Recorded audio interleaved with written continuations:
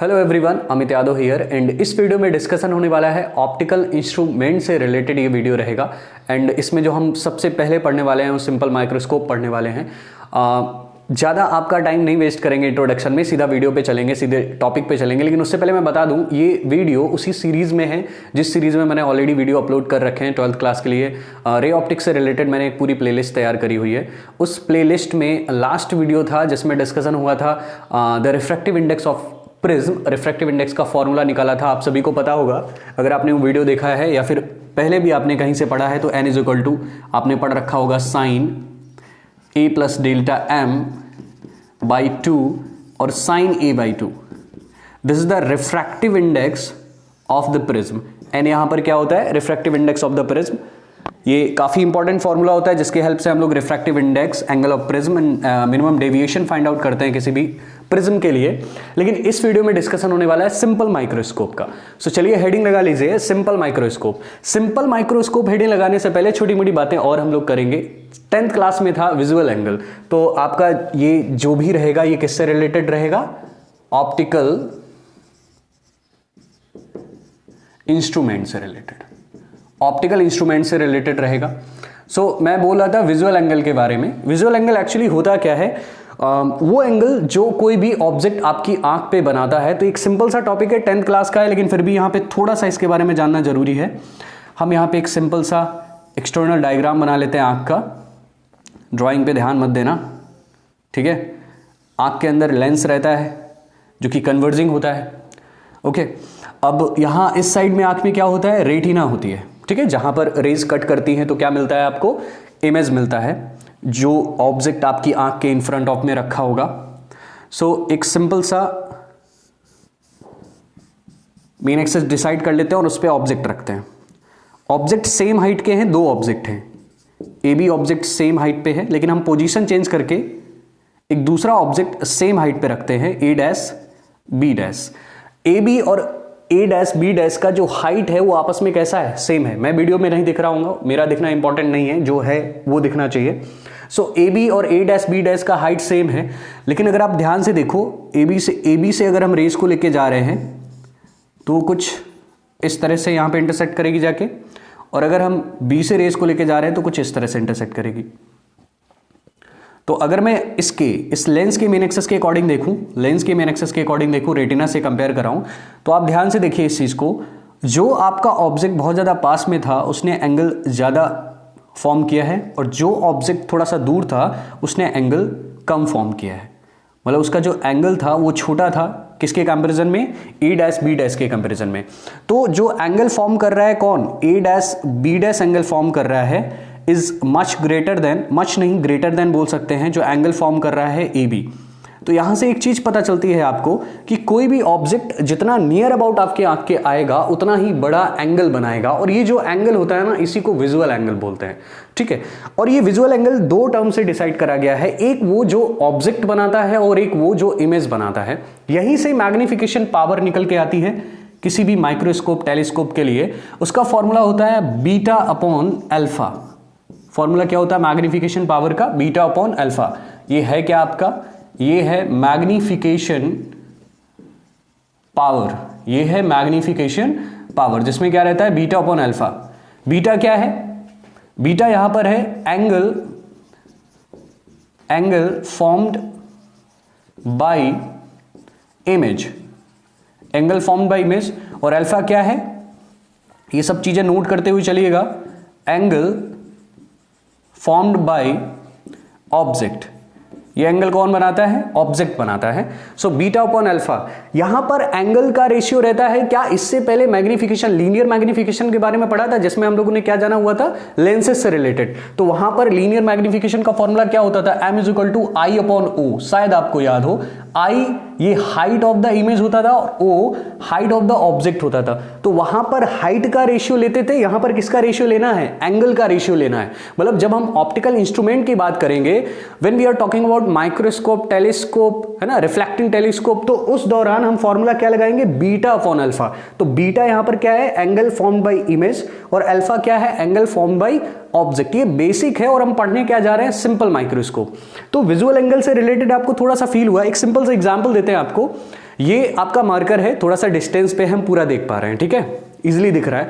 अब इसको हम पास में लेके आते हैं, आँख के बहुत ज़्यादा पास में लेके आ रहे हैं, तो क्या हम अब इसको पूरा देख पा रहे हैं? आप ट्राई करिएगा, आपके पास कोई पेन है उससे ट्राई करिएगा, बहुत पास में लेके आ रहे हैं आँख के, तो क्या आपको ये पूरा दिख रहा है? नहीं दिख रहा है। और अगर आपको पूरा दिखना है तो एंगल बड़ा फॉर्म करना पड़ेगा। सो that's mean visual angle decide करता है कि आँख से ऑब्जेक्ट कितनी डिस्टेंस पे रखा हुआ है। अगर ऑब्जेक्ट को बहुत ज़्यादा पास में लेके आओगे तो विजुअल एंगल बढ़ जाएगा, और अगर ऑब्जेक्ट को आँख से थोड़ा दूर लेके जाओगे तो विजुअल एंगल कम हो जाएगा, ठीक है। ये सिंपल सा कॉन्सेप्ट है आँख के लिए। तो ऑप्टिकल इंस्ट्रूमेंट के अंतर्गत ही हम लोग टेलीस्कोप, माइक्रोस्कोप, इन सब के बारे में डिस्कशन करेंगे, और आई से रिलेटेड भी डिस्कशन होता है। तो विजुअल एंगल थोड़ा सा मे भी पूछ दिया जाए एग्जाम में, दैट्स व्हाई इस चैप्टर में थोड़ा सा इंटरेस्ट लाने के लिए आपको विजुअल एंगल बताया है।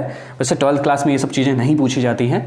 तो हम लोग सिंपल चलते हैं किस पे? सिंपल माइक्रोस्कोप पे चलते हैं। तो इन सब चीजों के बारे में डिस्कशन हो गया। अभी मैग्निफिकेशन का फॉर्मूला भी आपको याद रहेगा, क्या है? Beta upon alpha. तो विजुअल एंगल के तुरंत बाद हम लोग बढ़ते हैं टॉपिक सिंपल माइक्रोस्कोप की तरफ। तो क्या होता है सिंपल माइक्रोस्कोप और कैसे हम लोग इसका मैग्निफिकेशन पावर फाइंड आउट करते हैं? आसान टॉपिक है ये, मतलब जो भी हम लोग टेलीस्कोप, माइक्रोस्कोप पढ़ेंगे उसमें सबसे आसान ही इसका मैग्निफिकेशन पावर निकालना रहता है। सो देख लो क्या है सिंपल माइक्रोस्कोप। सिंपल माइक्रोस्कोप, तो सिंपल माइक्रोस्कोप में एक सिंपल कॉन्वेक्स लेंस लेना है आपको, और ये जो कॉन्वेक्स लेंस होना चाहिए ये हाईली मैग्नीफाई होना चाहिए। ये लेंस कौन सा है? कॉन्वेक्स लेंस है और हाईली मैग्नीफाई है, ओके। इस लेंस को 2 इक्वल पार्ट्स में डिवाइड करो। डिवाइड करने का काम कौन करेगा? Main axis. देन इसमें फाइंड करो ऑप्टिकल सेंटर। ये काम सारे कुछ पहले कर चुके हो आप। तो ये ऑप्टिकल सेंटर हो गया। ये इस साइड का मेन फोकस हमने F1 ले लिया, और ये इस साइड का मेन फोकस हमने ले लिया F2। यहाँ तक की डिस्टेंस हमने ले ली। ये इस साइड का मेन फोकस हो गया तो 2F1, और ये हमने ले लिया 2F2, ओके। और ऑब्जेक्ट को प्लेस कर देते हैं 2F1 और O के बिटवीन। तो ऑब्जेक्ट को कहीं पर यहाँ पर हमने रखा, ठीक है। और ऑब्जेक्ट को दिखा देते हैं AB से। और जब ऑब्जेक्ट किसके बिटवीन रखा होता है? ऑब्जेक्ट किसके बिटवीन रखा है? Between, object place between, object place between 2F1 and optical centre. किसके बिटवीन रखा हो? मेन फोकस और ऑप्टिकल सेंटर के बिटवीन रखा हो। तो हम एक वर्चुअल इमेज फाइंड आउट करते हैं, जो कि हाईली मैग्नीफाई वर्चुअल इमेज इस साइड बनती है जाके। तो देखते हैं किस तरह से रे डायग्राम बनता है। तो जब ऑब्जेक्ट का पोजीशन अपने को पता है तो पहली रे मेन एक्सिस के पैरेलल, जो किससे होकर जाएगी? F1 से होकर जाएगी। और दूसरी रे हमको कहाँ से ले जानी है? ऑप्टिकल सेंटर से। कहाँ से ले जानी है? ऑप्टिकल सेंटर से। तो दोनों रेज यहाँ पर कट करना तो पॉसिबल है नहीं, बिकॉज जितना भी दूर लेके जाएंगे दोनों एक दूसरे से दूर बढ़ने वाली है। तो हमको क्या करना है? इन्हीं दोनों रेज को वर्चुअली पीछे बढ़ाना है। वर्चुअली पीछे बढ़ाना है। जब इनको वर्चुअली पीछे बढ़ाया तो किसी पॉइंट पे एक दूसरे को इंटरसेक्ट करा, और उसी पॉइंट पे क्या बन गया? हमारा इमेज बन गया। और इमेज को नाम हमने दे दिया A' और ये नाम दे दिया B'। तो इमेज हमारा क्या बन गया? A' B' बन गया। अब यहां पर 2 केस होते हैं। 2 केस होते हैं, और वो केस कौन कौन से होते हैं? फर्स्ट केस में एक तो डिस्ट्रिक्ट विजन होता है, मतलब हमारे आंख के लिए सबसे जो नियरेस्ट पॉइंट होता है आंख को देखने, आंख से ऑब्जेक्ट देखने के लिए, वो होता है 25 सेंटीमीटर, और इन्फिनिटी तक हम देख सकते हैं। मतलब ज़्यादा से ज़्यादा हम कहाँ तक देख सकते हैं? इन्फिनिटी तक देख सकते हैं। तो सिंपल सी बात है, हम 2 केस करेंगे। तो केस फर्स्ट में अपने को क्या चाहिए? डिस्ट्रिक्ट विजन चाहिए, जहां पर जो इमेज बन रहा होगा वो एक डिस्ट्रिक्ट विजन पे बन रहा होगा। और केस सेकंड में इमेज कहां पर बन रहा होगा? इन्फिनिटी पे बन रहा होगा। और उसको निकालने के लिए सिंपल सा मैग्निफिकेशन का फॉर्मूला है बीटा अपॉन अल्फा। इसके बारे में बात पहले से हो चुकी है। बीटा क्या है? एंगल फॉर्म्ड बाय ऑब्जेक्ट, और अल्फा क्या है? एंगल फॉर्म्ड बाय, उल्टा लिख गया, एंगल फॉर्म्ड बाय इमेज। ये नीचे ऑब्जेक्ट होगा और ऊपर क्या होने वाला है? इमेज। ऊपर क्या होगा? इमेज होगा।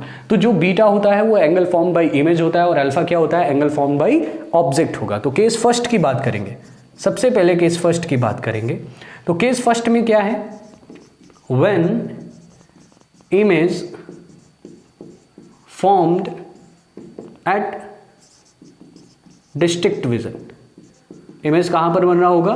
डिस्ट्रिक्ट विजन पे बन रहा होगा। और जब इमेज हमारा डिस्ट्रिक्ट विजन पे बनेगा तो उस सिचुएशन के लिए जो हमारा डी होगा वो हम कितना लेते हैं? 25 सेंटीमीटर लेते हैं। डी कितना लेना है आपको? 25 सेंटीमीटर लेना है। तो सबसे पहले काम क्या करेंगे? अल्फा बीटा एंगल निकालेंगे। तो यहां पर अगर हम देखें तो अल्फा कौन बनाता है? अल्फा बनाता है ऑब्जेक्ट और बीटा कौन बनाता है, इमेज बनाता है। तो सबसे पहले हमको बीटा चाहिए होगा, तो बीटा किसने बनाया होगा, इमेज ने बनाया होगा, तो ये बीटा हमने निकाल लिया। अल्फा किसने बनाया होगा, ऑब्जेक्ट ने बनाया होगा, तो सेम हाइट का, ऑब्जेक्ट से सेम हाइट का यहाँ पे डिस्टेंस ले लेते हैं और ये एंगल फॉर्म करता है कौन, अल्फा। तो अल्फा एंगल किसने बनाया होगा, ऑब्जेक्ट ने बनाया होगा। सो यहाँ पर हम अल्फा बीटा की वैल्यू निकाल लेते हैं। तो एक काम करना है आपको, जो अल्फा बीटा है वो बहुत स्मॉल है, so alpha and beta is very small angle, ये एंगल काफ़ी स्मॉल है। सो जो अल्फा है it's become tan alpha and beta it's become tan beta. ये काम पहले भी कर चुके हैं, शायद आपको याद होगा जब हम लोग पढ़ रहे थे रिफ्रैक्शन के लिए पढ़ रहे थे कॉनकेव और कॉन्वेक्स सरफेस, तो वहाँ पर इस तरह से एंगल लिए गए थे अल्फा बीटा गामा, जो कि tan के इक्वल में ले लिए गए थे, क्योंकि स्मॉल वैल्यू हम tan के टर्म्स में ही निकाल सकते हैं। सो देखिए कैसे निकालना है आपको। तो सबसे पहले हमको पता करना है tan अल्फा पता करना है। तो अगर हम यहाँ पे tan अल्फा अप्लाई करते हैं तो tan अल्फा क्या निकल के आ जाएगा, परपेंडिकुलर अपॉन बेस। तो परपेंडिकुलर इसको हम कुछ मान लेते हैं, डिस्टेंस b डबल डैश ले लिया, तो क्या निकल के आ जाएगा a dash b double dash upon में क्या आ जाएगा o a डैश। अब यहाँ पे a dash b double dash किसके बराबर हो सकता है, इसके जस्ट इक्वल हो सकता है ना, इस वाली हाइट के जस्ट इक्वल हो सकता है। तो इसको हम क्या ले सकते हैं, इसको a b ले सकते हैं। तो ये हो गया a b upon o a dash, ठीक है। तो क्या हम लिख सकते हैं ए बी अपॉन और ओ ए डैश क्या ले रखा है, ओ ए डैश कहाँ तक का डिस्टेंस है, यू तक का डिस्टेंस है, मतलब इसको अपन क्या बोल सकते हैं, यू। ये क्या है, यू, और ये क्या है, वी है, तो नेगेटिव साइन के साथ यू हो गया। अब अपने को क्या चाहिए, अब अपने को चाहिए tan बीटा। तो tan बीटा कैसे निकालोगे, तो tan बीटा के लिए आपको यहाँ तक का डिस्टेंस लेना है, लेकिन एंगल किसके साथ फॉर्म कर रहा है, इसके साथ फॉर्म कर रहा है, सेम हाइट पे फॉर्म कर रहा है।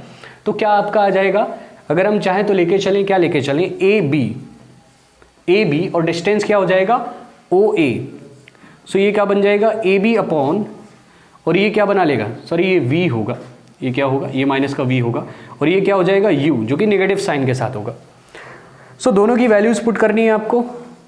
किस में वैल्यू पुट करनी है, जो फॉर्मूला था अभी m इज इक्वल टू क्या पढ़ा था, बीटा अपॉन अल्फा, जो वहां पे लिखा हुआ है। तो बीटा का वैल्यू क्या है आपके पास, बीटा का वैल्यू है A B upon minus U, और अल्फा का वैल्यू क्या है, A B upon minus V. तो ये इधर मल्टीप्लाई कराएगा, ये इधर मल्टीप्लाई कराएगा, और ए बी कैंसिल हो जाएगा। तो निकल के क्या आने वाला है आपका, निकल के आएगा आपका माइनस वी अपॉन यू आएगा, और माइनस से माइनस कैंसिल हो जाएगा। तो एग्जैक्टली निकल के क्या आने वाला है, v अपॉन यू आने वाला है। लेकिन हम v को क्या लिख सकते हैं, d लिख सकते हैं, क्योंकि यहीं तक का डिस्टेंस डिस्ट्रिक्ट विजन के लिए एप्लीकेबल है। तो m is equal to exactly यहाँ तक का दिख रहा है, m is equal to exactly क्या निकल के आ रहा है, d अपॉन यू निकल के आ रहा है। अभी ये पूरी तरह से प्रूफ नहीं हुआ है, अभी अपने को क्या करना है, कंडीशन लगानी है। और वो कौन सी कंडीशन लगानी है, कौन से फॉर्मूले का यूज करना है, लेंस फॉर्मूले का यूज करना है। लेंस फॉर्मूला मीन्स आपका फॉर्मूला क्या रहता है, 1 upon F is equal to 1 upon V minus 1 upon U, और साइन कन्वेंशन के साथ रखोगे तो फोकल लेंथ कैसा रहेगा, पॉजिटिव नॉट नेगेटिव, और v कैसा लेंगे हम लोग, नेगेटिव लेंगे, तो माइनस का v हो गया, और u कैसा लेंगे, नेगेटिव, तो ये पॉजिटिव का 1 अपॉन यू हो जाएगा। देन 1 अपॉन एफ, दोनों साइड, बोथ साइड हम क्या करा दे, d से मल्टीप्लाई कराते, तो d अपॉन एफ, हमें कुल मिला के क्या बनाना है, d अपॉन यू बनाना है। मेन काम क्या है अपना, d अपॉन यू बनाने का।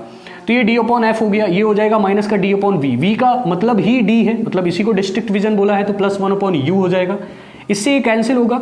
सो d अपॉन एफ, और ये निकल के आएगा minus 1 plus 1 upon U, not 1 upon U, it's d upon U, it's d upon you.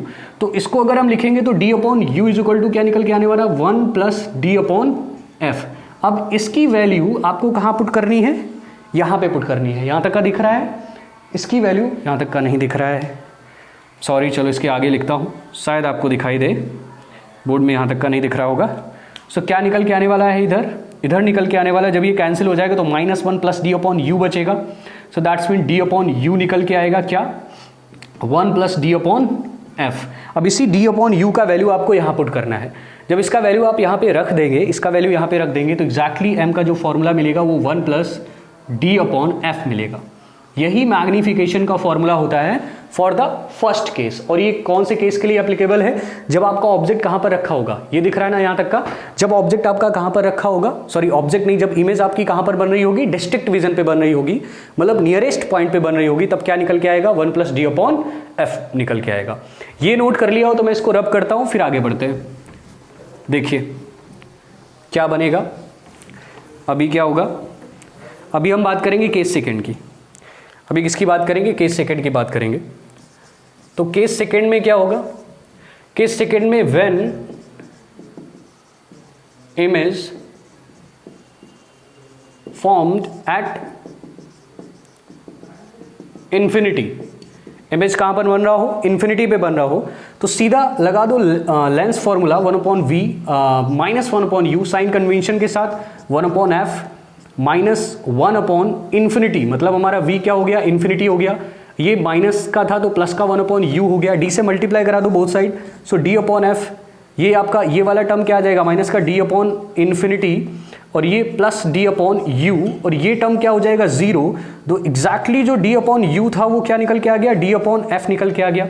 इसका वैल्यू अगर पुट करते हो किसमें, जो मेन फॉर्मूला निकल के आया था हमारा मैग्निफिकेशन का, उसमें पुट करते हो तो m = ये d/u को रिप्लेस करेगा और क्या आ जाएगा? d/f आ जाएगा। तो ये मेन मैग्निफिकेशन का फॉर्मूला बना, क्या बना? m = d/f। तो जब ऑब्जेक्ट आपका नियरेस्ट पे रखा होगा तो 1 + d/f आएगा, और जब इन्फिनिटी पे रखा होगा तो m = d/f आया होगा। ठीक है।